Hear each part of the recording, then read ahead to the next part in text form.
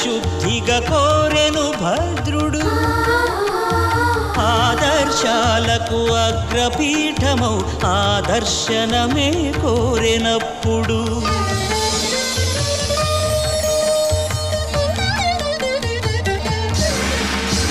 ధరణీపతియే ధరకు అల్లుడై శంఖ చక్రములు అటు ఇటు కాగా ధనుర్బాణములు తనువైపోగా సీతా